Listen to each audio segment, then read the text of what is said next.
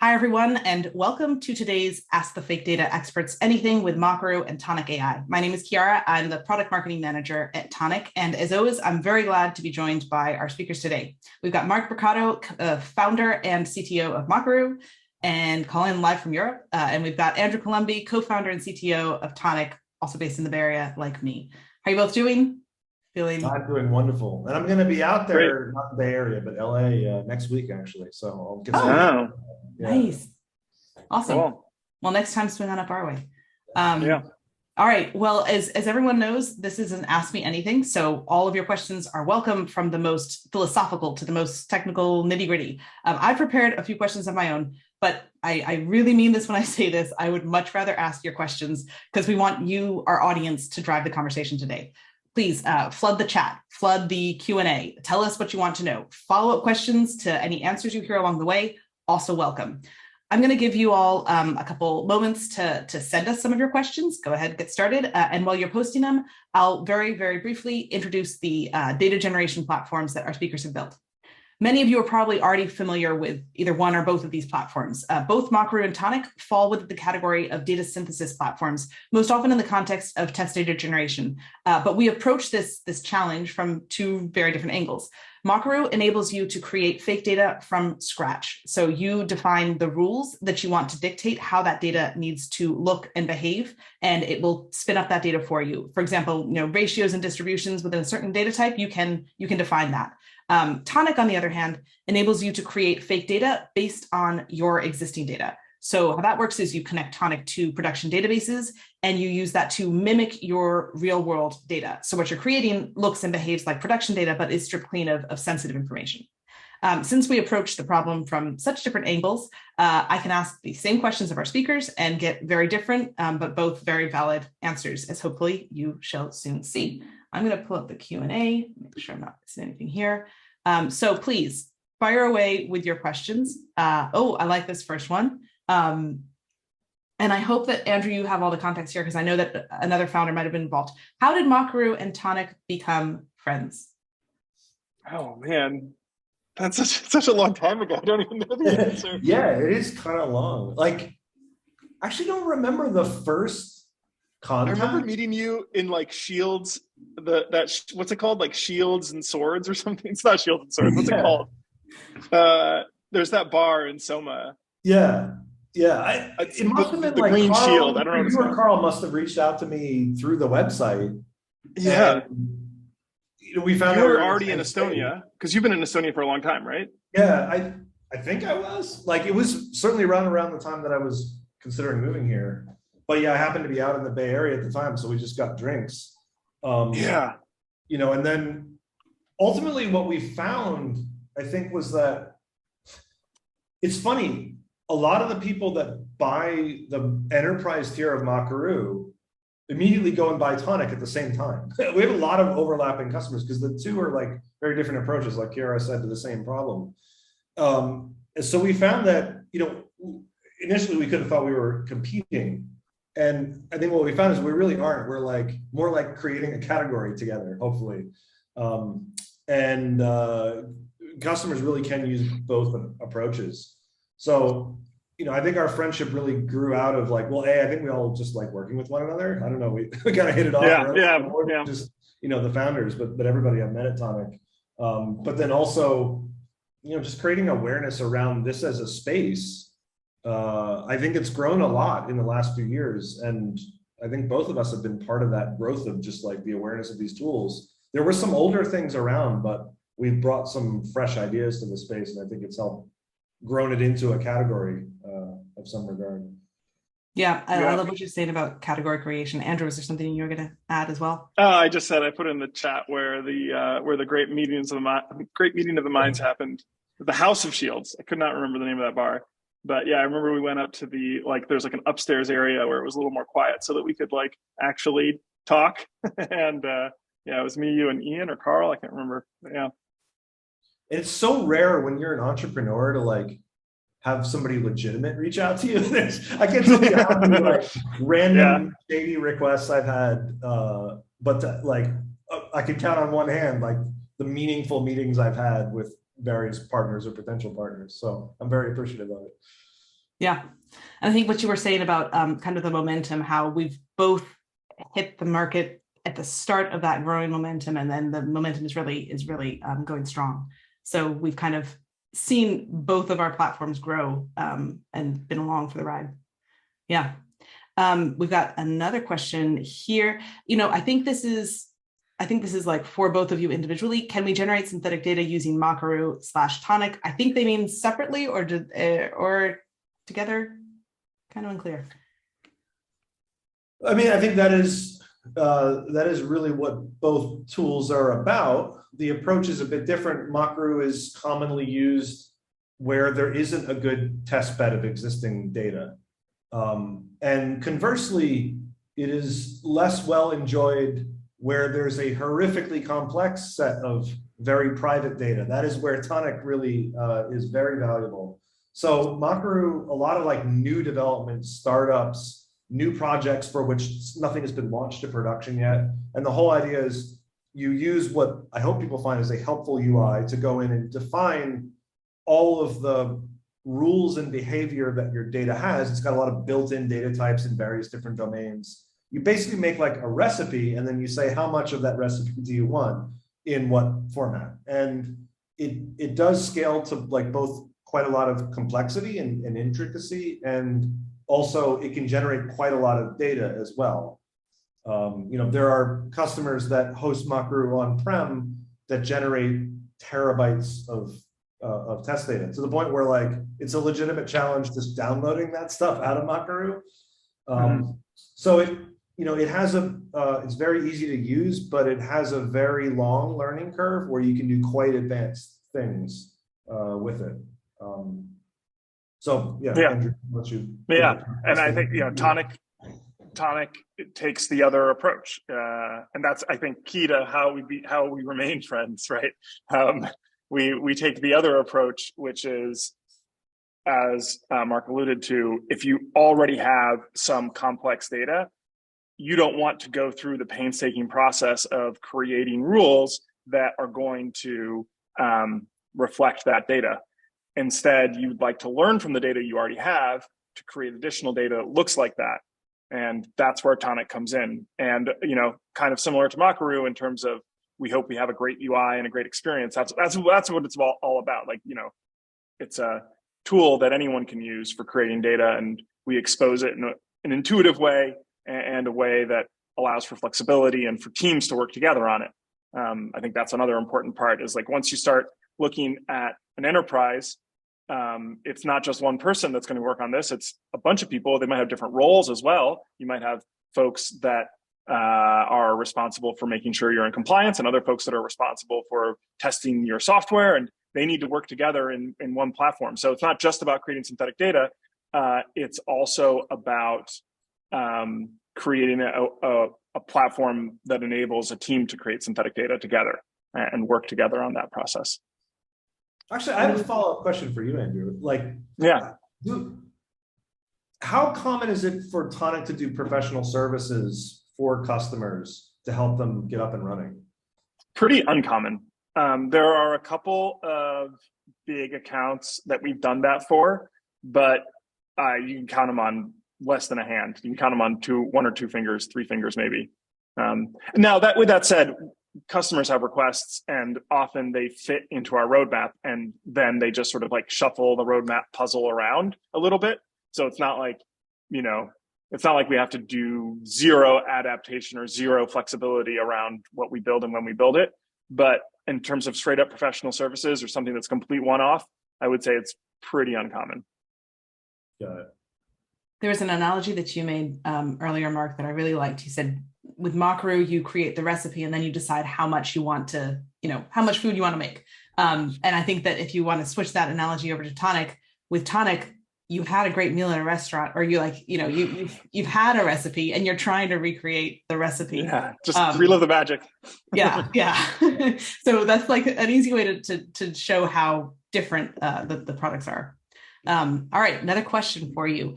Can you share any experience you have dealing with how European data protection authorities are interpreting the concepts of de-identification and pseudonymization? Oh man, I feel like I should be the authority on that because I live in Europe, but I am not. I hope Andrew has a good answer for that because boy, Yeah. I try to stay away from that. It's interesting because the law hasn't been really real. Like the law itself as written is kind of vague. If you compare it to like HIPAA, for example, HIPAA has specific language around what it means to de-identify data and what acceptable would look like. You know, they give you in the law, or as it's been, you know, refined and worked on over the years, they give you the guidelines of what you need to do to make it acceptable. Whereas with the European regulations, it's much vaguer, and there needs to be a lot more like testing of it. And by testing of it, I mean companies are going to try things, and then courts are going to sort of interpret the law and create what the precedent means and what it and you know what's going to fly and what's not going to fly. So what that means for us is our customers are looking for guidance on what you know what acceptable will be, and so we try to help our customers kind of navigate that as it reflects to what they want to do specifically, because that's another part of it is like, what exactly do you want to do with the data impacts a lot on what level of security you need to do. So it's a combination of factors. It's like what you want to do with the data, what the data is, and and like what level of risk you're willing to take. And with those three factors, we try to help our customers understand what you know what good looks like.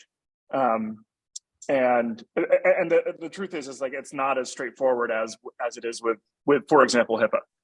Not to say that HIPAA makes it easy. It's just that it's very explicit about what is acceptable and what is not acceptable. You know, they have like, I can't remember the number, but 11 fields, let's say, or maybe it's 15 fields that are like, these fields are not acceptable or need to be protected at this level.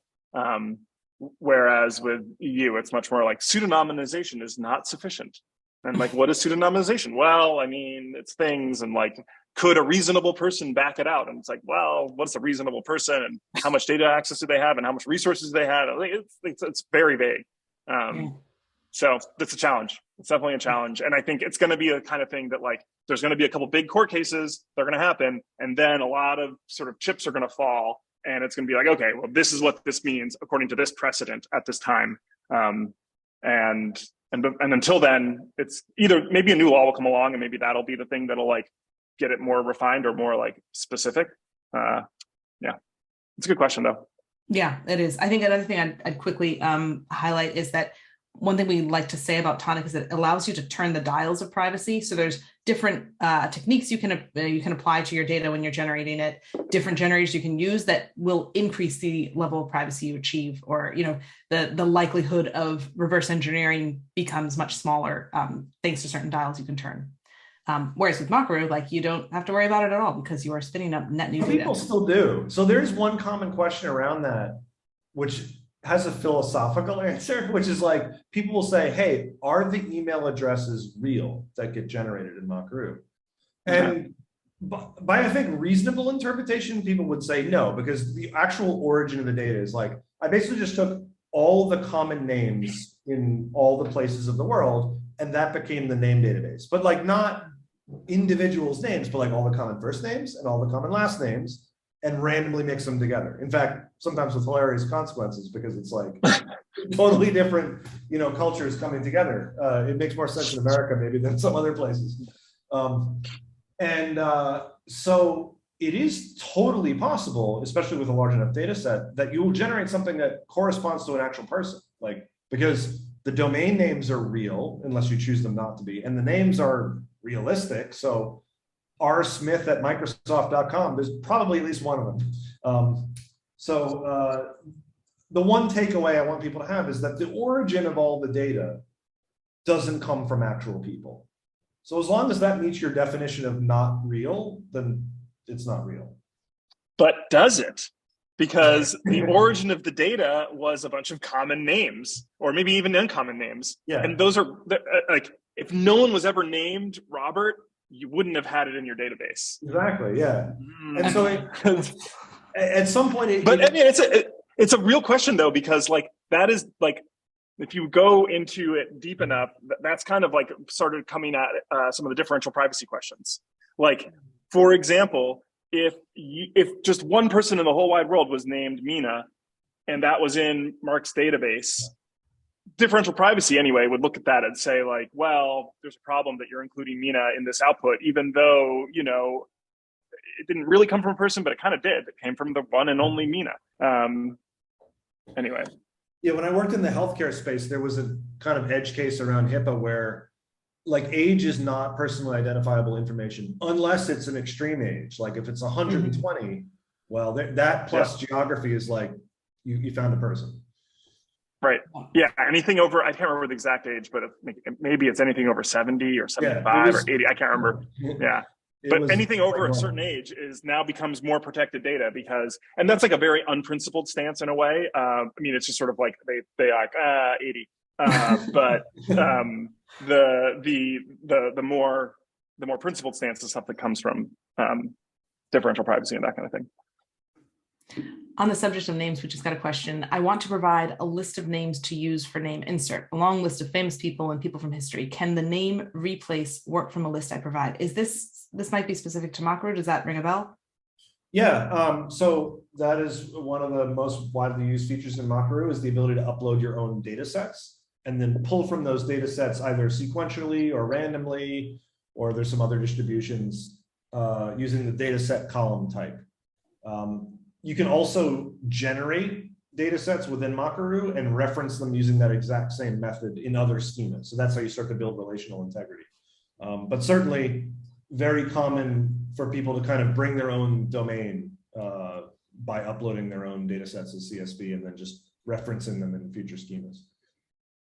And Andrew, do you want to talk about how that works in Tonic as well? If you think it's working? Yeah, I mean, in Tonic, if you have a database that Ben Franklin will remain, in Tonic, if you have a database that has your names, the names that you've selected, sorry, not selected, but rather your customers, they exist, they have their names. Tonic will just use your names and create more data that exists like the names you already have. So that's kind of a very natural fit. Tonic can use your names, but I think another answer. You can also choose not to. Yeah, or you can also do custom categorical. You can kind of create your own list of names that you want to work from. So if you wanted to replace all your customers with Ben Franklin, TJ, and all the rest, you could. All right, let's go with another question. Can you use Mockaroo to create fake data for CRM such as Salesforce, including opportunity notes? I feel like we get questions around this a lot. Yeah, so the Salesforce community is a big user of Mockaroo. In fact, Salesforce is almost the reason why Mockaroo became a commercial product, because probably 4 or 5 years ago, for quite a few years, they were an enterprise user of Mockaroo. Like they literally had a all-you-can-eat plan where anyone at Salesforce could access it. They wound up discontinuing that and doing like a bunch of little individual accounts. But the extended kind of Salesforce family is a pretty wide user of Mockaroo. I wish I could say that there's like recipes in there specifically for common Salesforce schemas. There aren't. That is an often requested feature, and I should probably listen to that and go and build that out. But it is very widely used in that area. What was the specific ask about? Opportunity notes. Opportunity notes. I don't know exactly what that means. So I don't know if you can clarify. Maybe I might be able to point you to a particular data type that would be helpful. I'm thinking that it would, if I think about opportunity notes and, our instance of Salesforce, it's like free text, it's so-and-so will get back to me on such and such a date, or, so-and-so said that they need this type of, So the most helpful thing in there is there's the like words, paragraphs, sentences, data types, which is literally just pulling from lorem ipsum, and you can tell it about how long you want it, and it'll randomize within that. So there's no like sentiment in there. If you wanted to train on a positive or negative sentiment, it's not that, although that would be a cool feature that I just came up with. But yeah, it's all just the typical lorem ipsum. In theory, it means something in Latin, but I never took Latin and I don't know what it is. So for free text, that's probably the most common thing. That's interesting. I didn't know you had a lorem ipsum inserter, and you can kind of say how long you want the text to be. Yeah, it's just called, like, there's 3 different data types, I think: words, sentences, and paragraphs, and then you tell it how much you want. That's very cool.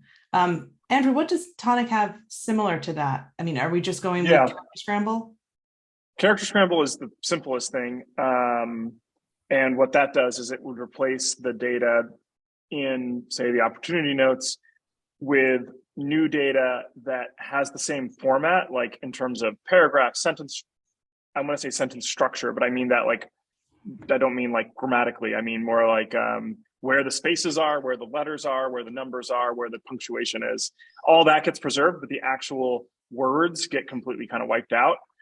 So there's no way to, once again, no sentiment analysis would be possible. We are experimenting with some of the OpenAI engines that are the pre-trained engines that you can refine on your own data set for this kind of thing. So I think GPT-2 is something that we've been using as a base point you can look up GPT-2. It's OpenAI. They're the ones that they're like article, they do that fake article generation where they like generated an article about scientists finding unicorns in Peru. And it's like, you read it and you're like, wow, this could actually be written, except for the part where the scientists are finding unicorns in Peru. So GPT-2 is the precursor to that. And it's publicly available. So yeah, that is stuff that we're working on to try and up our game a little bit. But right now, character scramble is the main way you would use that. I need to use that. That could be pretty cool. It was a really cool hack project that we did. This is quick aside, hack project at Tonic. We created fake images using a combination of Dolly and Clipper, which are like pretty. You can look up Dolly. If you haven't seen Dolly, that's pretty awesome. I will spell it in the chat for people. Dolly. Yeah, there was like I think there might even be an API for this simple little site. There was "this person does not exist." Oh yeah. That's super sweet. I'll put that in the link chat too. You haven't seen that. Such a rabbit hole to go down where you're just like, no, there's no way that person does not exist.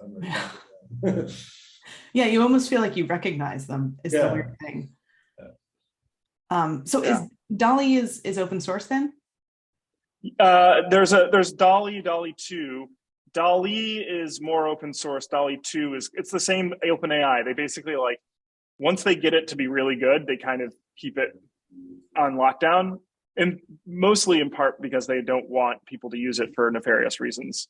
Like such and such person doing, I don't know, you can imagine politics, the badness. Yeah, you can imagine the badness. The Dolly 2 specifically was not trained on any people's faces, like specific people. So if you said, I want a picture of Bill Gates getting pie shoved in his face, well, you can find that on the internet because it happened, but you would not get a Dolly version of it. Interesting. That's really cool. Was there something more you were you were just talking about the hackathon project? Yeah. Okay. Well, then I will jump to the next question because they are still coming in, and I love this. Keep the questions coming. Both Mockaroo and Tonic deal with tabular data, but are you planning to support other types of data? Oh, well, this is very in line with what we're just talking about: graph, time series, NoSQL. A couple of those we can nod and say yes. Who wants to go first? Andrew? Sorry, I got distracted by Bill Gates pie in the face. I'm sorry. As one does. Yeah. So the question is, both Mockaroo and Tonic deal with tabular data, but are you planning to support other types of data sets? Yes. Graph, time series, NoSQL. So we have support for Mongo already, and we are expanding that to other NoSQL document-based stores as the kind of need arises. I think DynamoDB is of interest for us. Maybe Elasticsearch as well. DocumentDB is DocumentDB we already support because we support Mongo. So those are, and if you think about it, actually, it's our implementation of it is not like, oh, let's try to shove it into a table and make it work. Our implementation, a totally new implementation of Tonic for the purposes of working with document-based stores, which requires a lot of modifications because you don't know the schema up front because there is no schema. And also the schemas can be arbitrarily nested because you can have like documents inside documents with an array of documents, et cetera. So all these things make it pretty complex. to support. And yeah, so those are definitely on the books. Also, we support, this is a tabular source, but a different kind of tabular source. We also support Databricks and Spark, which also requires some like changes in the way you think about the way Tonic works. In particular, we have like an SDK that you can use in Spark so that you can call Tonic's processing in your existing Spark pipelines, which is really helpful if you're trying to optimize your pipeline. You don't want to like read the data more than once if you can avoid it. So those are all the ways we're doing it right now, and yeah, definitely additional ways in the future. And just to go back to the time series, I suppose the question asker is asking about specific databases that support time series data, right? That doesn't really relate. Yeah, like InfluxDB maybe, or yeah, I can't remember all the different time series databases. We haven't looked too hard at time series databases. You know, we're very customer driven in the sense that we are listening to what the market is asking for and kind of going down the list top to bottom. And those haven't percolated too high for us yet. But, you know, as we go along the list, we will add more and more data sources. For Mockaroo, one of the ones I added fairly recently was InfluxDB. Actually, one of the longtime users of Mockaroo went and started working at InfluxDB, I think in marketing or sales or something. So he reached out to me and was like, hey, would you mind adding this? So I did. So Mockaroo does have some nice utilities for IoT time series type stuff. Cassandra is supported, C-SQL. JSON is super popular, and there's some Mongo data types like the Mongo ID and other stuff I forget that you can add to your JSON output to make it more helpful for Mongo. Firebase. It's another one. Yeah, Cassandra, Firebase, Influx, and just generic JSON are probably the most common ones. Awesome, thanks. Another question for you, Mark. Does Mockaroo have any current use cases for data scientists?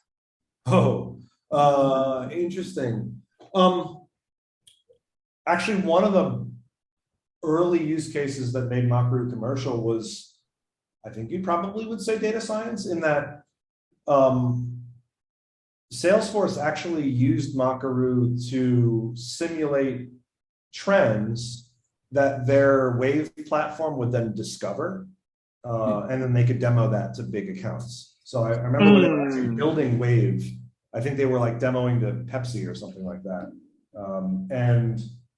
So basically you can control the distributions of things and make correlations. So like price of water for Pepsi goes up in the summer and down in the winter. And so they would use that to validate, well, they were actually using it in a sales setting, not in a development setting, I think. But you could use that to make sure that your data science is extracting the finding that it's supposed to. So you basically like have one team bake in the finding, and then the data science needs to find that finding. What they were using it for is to say, look how wonderful our platform is. It found this thing in the data that you would have never seen. So that is a common use case. It's really around the use of distributions and correlations to either test data science work or demo the data science capabilities of a platform. That's interesting. That's actually something I hadn't heard before, so that's very cool. Andrew, do you want to talk about data science in Tonic Yeah. We are launching, have launched, Kara, is that right? Have launched, soft launching. It's a soft launch. It's kind of like, yeah. I wouldn't quite call it beta because it's up and running and full, but it's like, if you're in the know, you're in the know. Go ahead. Now you're all in the know. Everyone, welcome to the know. A new product that's part of the Tonic platform called Gin, that's spelled DJINN, excuse me. And it's specifically tailored for data science use cases. And in particular, being able to create data that is close enough in terms of the statistical relationships and the utility to replace real data in the early training and testing of your models. So you need existing data. This is not something that you can create from scratch data, not like Mockaroo, but instead you will point it to your existing data, and it uses Tonic's built-in models to create new data that looks like it and preserves the statistical utility so that you can still do like your regressions or other predictive analytics that you want to do on that data. And just so, since it is kind of like you're either in the know or you're not going to find a link to this on our current website, but I'm going to put a link to a landing page so the folks here are fully in the know in case you do want to see more of what that looks like, because it is very different from our current, from the Tonic platform that you may be familiar with. The workflow is really designed for data scientists so they can surface the data they need and get it to where they need it to go in a Jupyter notebook. Anyway, I will go right along to the next question. Another one for you, Mark. Would there be a way to contact Mark to further discuss the sentiment aspect of creating fake records for Salesforce for opportunity notes? This is exciting that it may be a feature that you want to explore adding to Mockaroo. Yes. So this is one of the few virtues of having, well, maybe many virtues of having a very small company of one, which is if you just request help on the website, like it just goes to me. So that's all you do. And we can connect through that. Yeah, that'd be really exciting to see if you can create some sort of free text generator that maps to sentiment. Very interesting idea. All right, I've got a high level question for you both that I think we've kind of touched on, but who would you say is the core user of your platform and why? You want to go first? You want me to go first? On my end, it's a photo finish, I think, between, there's certainly more, it's mostly developers, I would say, because there's a lot of them and there's a lot of development work going on all the time. I think the people that often convert to paying customers are more on the end of selling software than developing software. Testing is also an important component as well, but I know that Mockaroo is used a lot for demoing stuff. It's like, all right, what's the real value of having realistic data? It's to make the demo compelling. It's super lazy to just hammer on the keyboard and try to put together, something that you could show to a customer. But if you can have something that can kind of bootstrap data for a product that doesn't have a big following or doesn't have a production database, then that's where I think it becomes very valuable for those customers. So developers, testers, but I think the sales engineer role, I think, is where a lot of buyers come from. Mm-hmm. And I think that's often like a question that we get at Tonic, and then we say, have you seen Mockaroo? I think this is, we put those people your way. Should I go for the Tonic side? Yeah, go ahead. Yeah.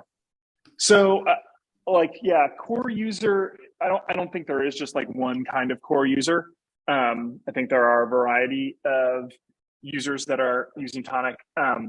One of them is the sort of like DevOps and dev infrastructure enablement folks, and they might be a developer or they might not be. They might be like kind of familiar with development, maybe write scripts, but not full on product engineers.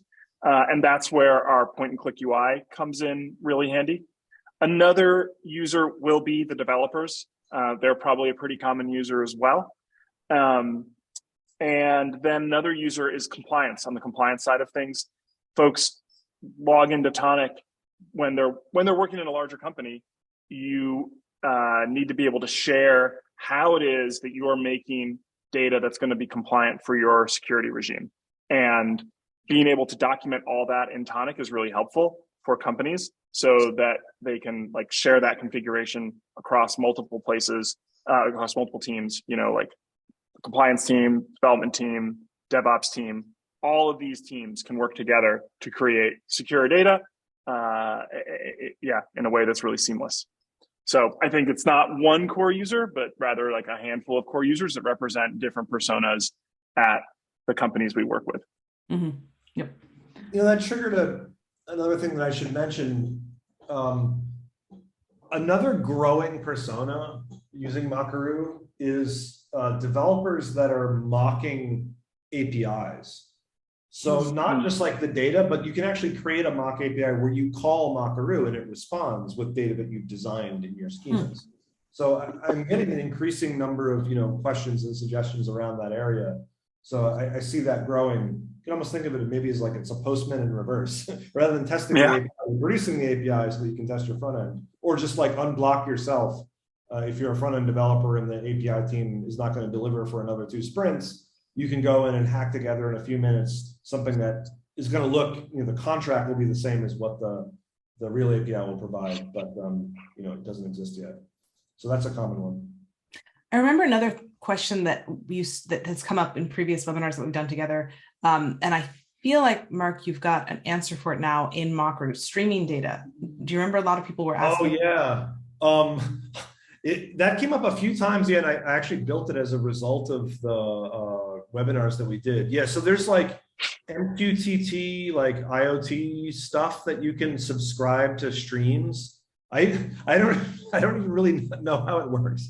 I built it though, and it's being used, so that's cool. But yeah, if you're doing MQTT data, you can do that in Mockaroo. I guess you set up an endpoint, or you tell it where your endpoint is, and then you can tell it to stream a schema to it. So it's actually pushing data out of Mockaroo into your own hosted thing rather than pulling data from Mockaroo via an API call or via a file. What does MQTT stand for? Do you know? Oh my God. I don't remember, but it says on the website, on my website, MQTT is a lightweight protocol for IoT/M2M. So yeah, I guess it's a common way for devices to stream Internet of Things data to home base. Well, we've got a question that I am really curious to hear the answer to. And just a reminder, please keep on sending these questions in. They're all great. I love all these interesting questions that you've got. What is the gnarliest data type or scenario you've ever had to build a solution for?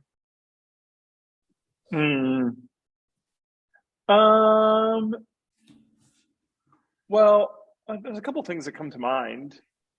I guess the one thing that I guess I'll start with at eBay, which is one of our customers.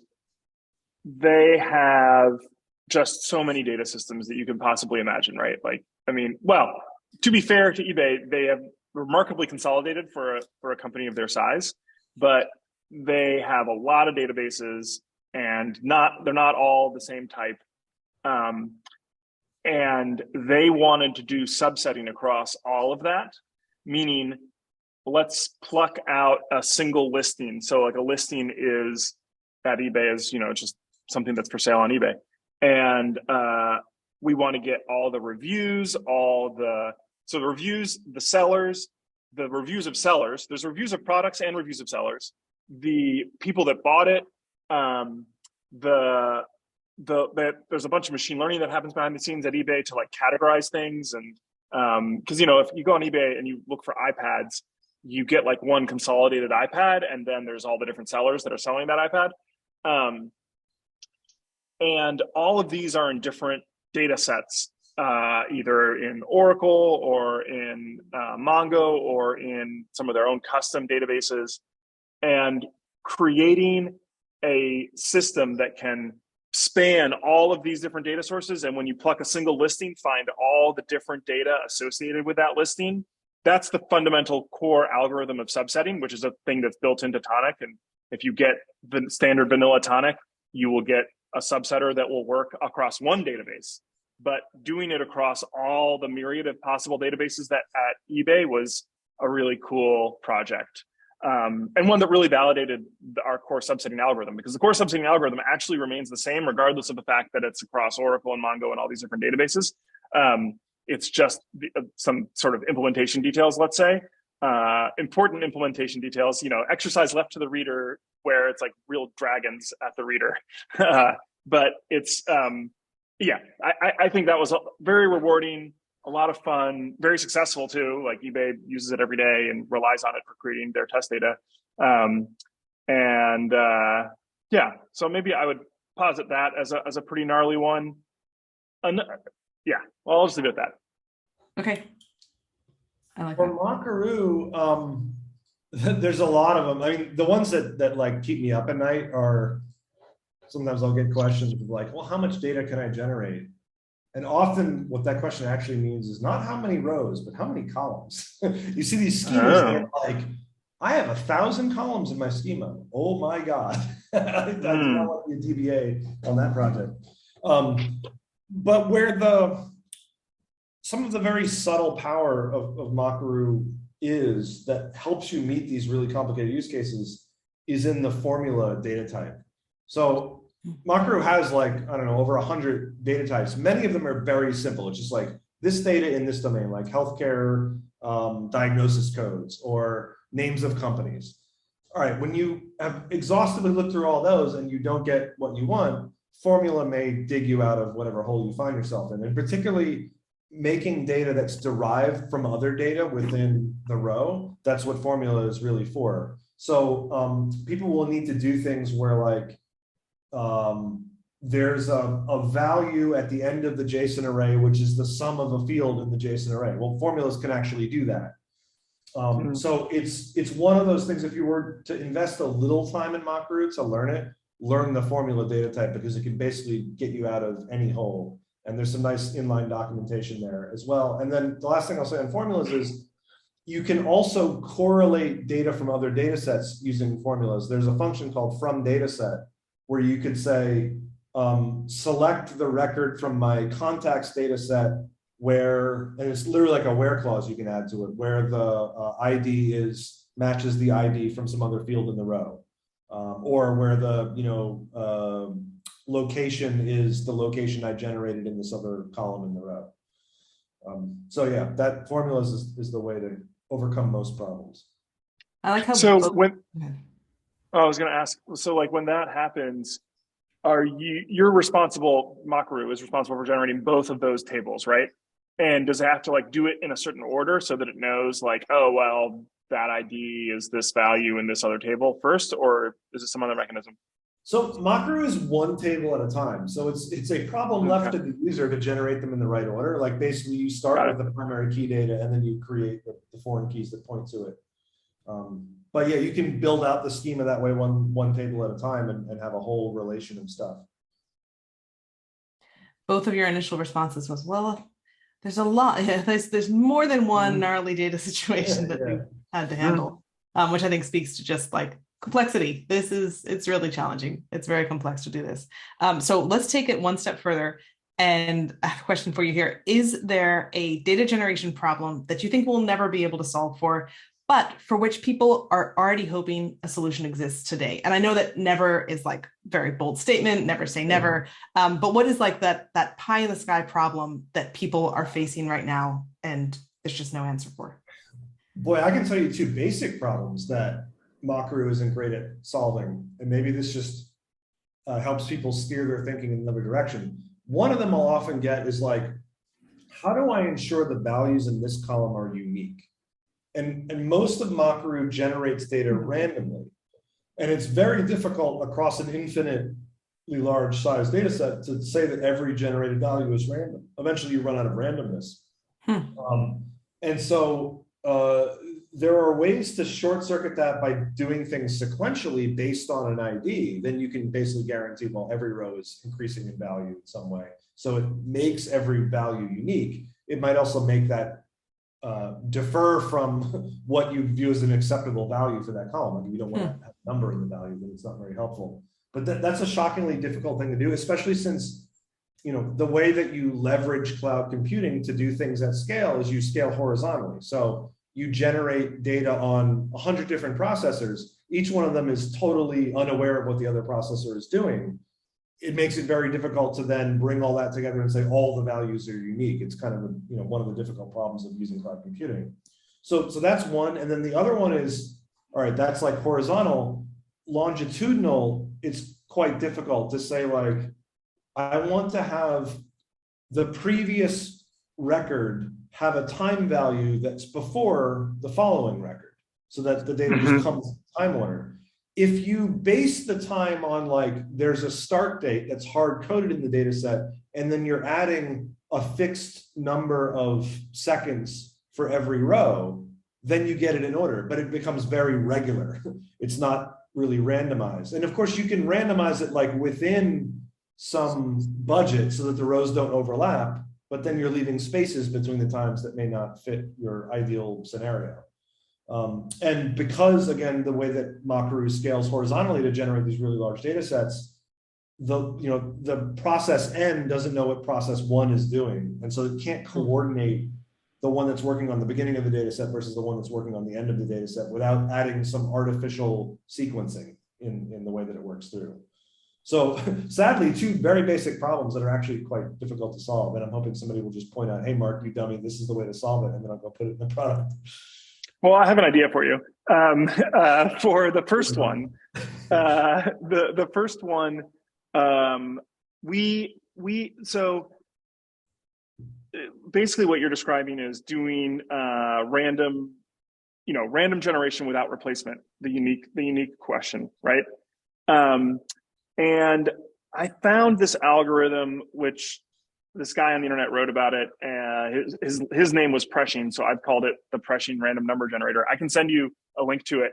But actually, since then, I've come to the conclusion that like maybe a simpler thing to do is just like have a sequence, just an integer sequence, and encrypt it. And as long as you like, if you have an encryption algorithm that'll work on the same bit size that you're interested in, like if you have a 32-bit int and then you have an encryption algorithm for 32-bit ints, then encryption is perfect because it will basically appear random, and it's unique in the sense that like every 32-bit integer will map to another different 32-bit integer.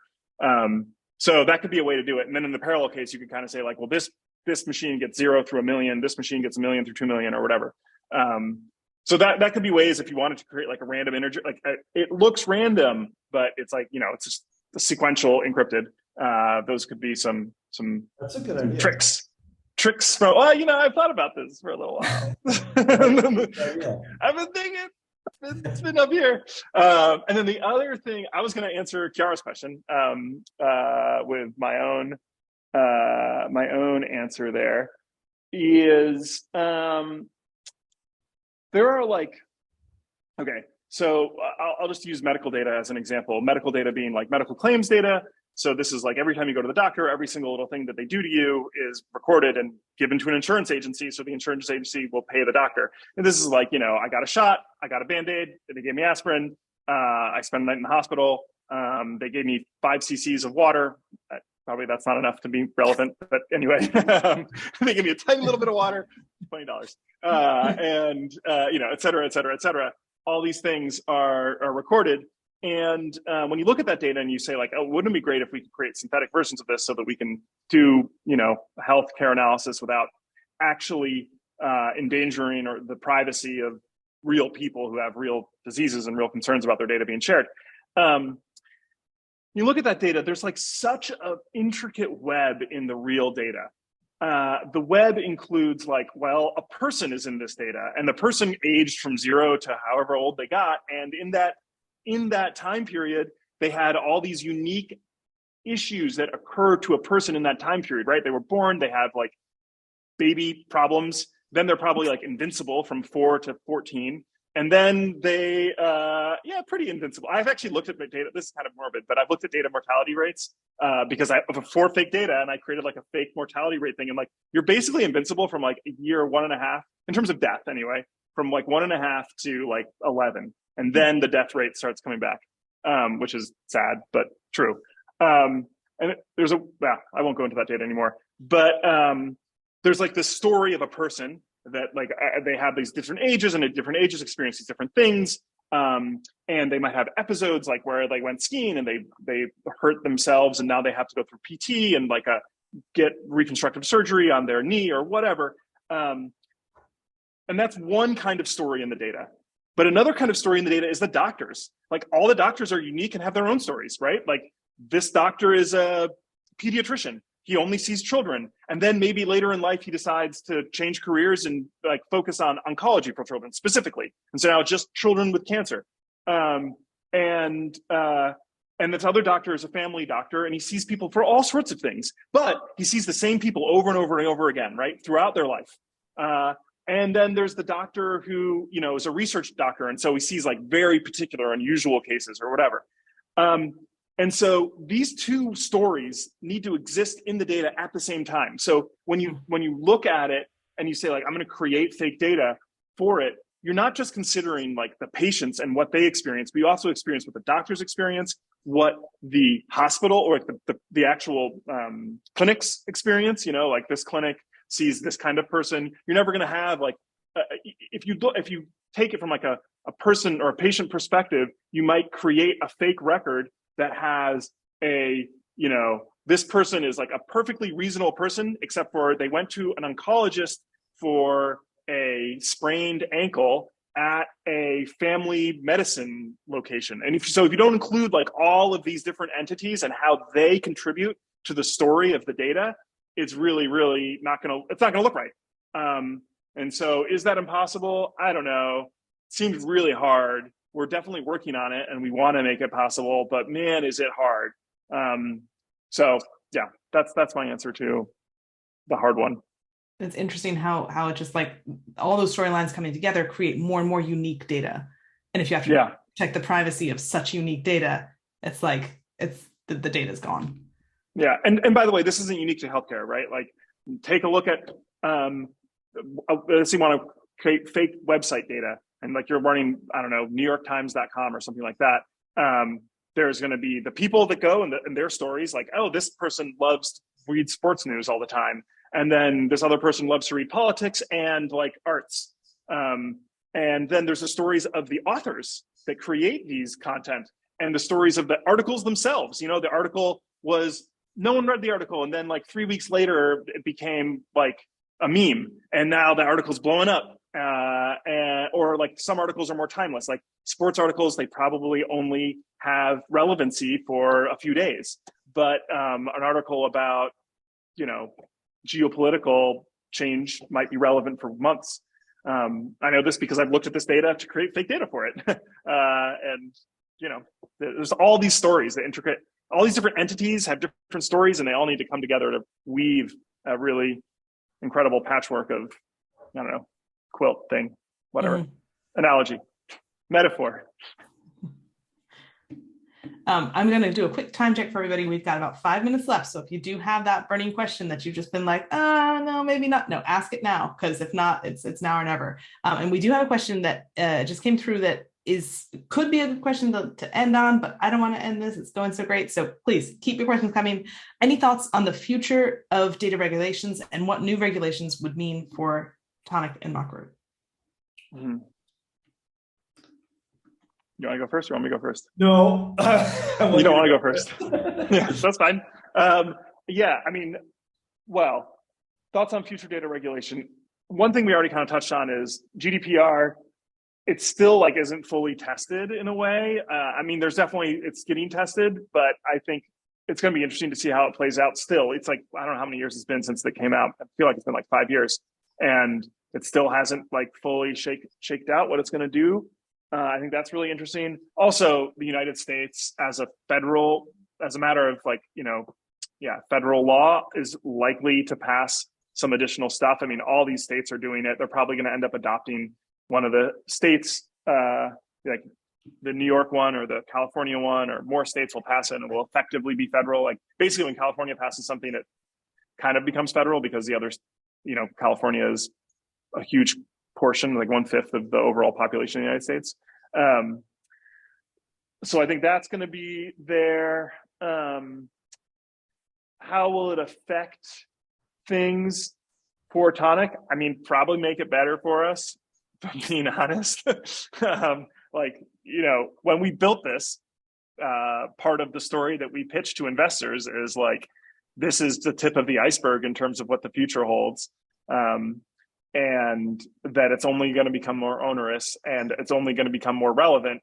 And, onerous is one way to put it because it makes it sound bad, but like the reality is it's a good thing.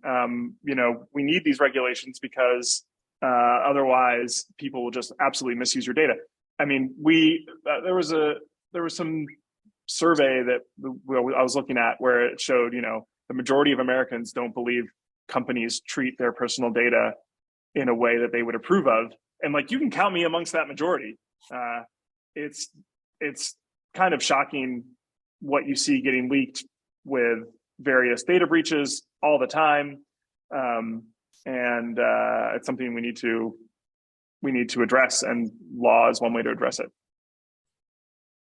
You know, I don't know that I have a great answer from Mockaroo. It's kind of not an issue for Mockaroo for the most part, because everything starts synthetically. Like, you're literally making things out of whole cloth. Actually, that was the first name for Mockaroo before I called it Mockaroo. I called it whole cloth. Mockaroo is a great name. Yeah, whole cloth's a pretty antiquated phrase, but you know, one thing in the context of Tonic I was thinking of is, I think you guys do a lot of work with on-prem databases, but more and more companies are moving more and more things to the cloud. And one of the challenges of doing any kind of personalized data in the cloud is that many countries are like adopting these rules where the data has to be stored in that country or in that jurisdiction. And so, you know, if Tonic were ever to become more of a cloud service, or even just plug into people's, you know, cloud databases, it would also have to run in those regions and be aware of where it can move stuff and where it can't move stuff, and the local laws. It's more of a thing that I worry about in the context of maybe envisioning other products in the future that I might create, where I'd have to be storing real people's data in various different places. Like, somebody somewhere is going to make a database that handles this well, and they're going to make a fortune on it. Because I think the traditional databases that just assume that everything is stored in one place and replicated everywhere and is queryable very conveniently in one place, that isn't going to work in the future world of everything is, you know, local laws. Random thoughts. Yeah, it's an interesting idea, by the way, just the database that's like built to handle this. Yeah, it's a good idea. That is a great idea. All right, well, we are at time, but if I can ask you all one last question, I'd love to just kind of wrap things up with this one, which is, what are you excited about in the field of data generation right now, or what are you excited about that's coming up next for your platform in particular? My answer dates back to like 5 minutes ago, actually, which is the whole idea of embedding. Like, there's many different levels of realism in data, and the idea of being able to have like sentiment in data. I know a super popular usage of Mockaroo is the kind of social media or just media in general use cases. To be able to generate data that tells a story like that, that adheres to some kind of sentiment analysis, is something that I haven't really done yet. And it all of a sudden seems like a really cool idea. So that's definitely one of the things. That's my answer. I'm sticking to it. I like it. My answer is going to date back to 20 minutes ago, perhaps. 30 minutes, actually, which is Gin. We're super excited for Gin. And we're aiming for something that self-service to data scientists. You should check out the landing page that Chiara put in the link. There are lots of other cool things going on at Tonic too, but I think that's my answer, and I'm sticking to it. I'm equally excited for that as well. And you'll be hearing more about it in the coming months, hopefully. But yeah, just check out that link, Tonic.ai/Gin, DJINN-demo. All right, well, thank you both so much. This is probably my favorite conversation so far. I think we really covered a lot of interesting topics, and I love the back and forth as always. If you'd like to learn more about Mockaroo, head on over to Mockaroo.com. Be sure to check out the community forum while you're there. There's a lot of great discussions in there about data synthesis as well. And if you'd like to learn more about Tonic, visit Tonic.ai, where you can book a demo directly with a member of our team, or you can also request a 2-week sandbox to take Tonic for a spin with your own data. You can connect to your data as well. Either way, we'd love to hear from you. You can reach out to me directly, CHIARA@Tonic.ai. Let me know what you thought. I think this is a great conversation. Well, keep saying that because it was. Thank you both. Thanks for the speakers. Thanks to everybody for joining. And thanks for all the great questions along the way. Cheers, everybody.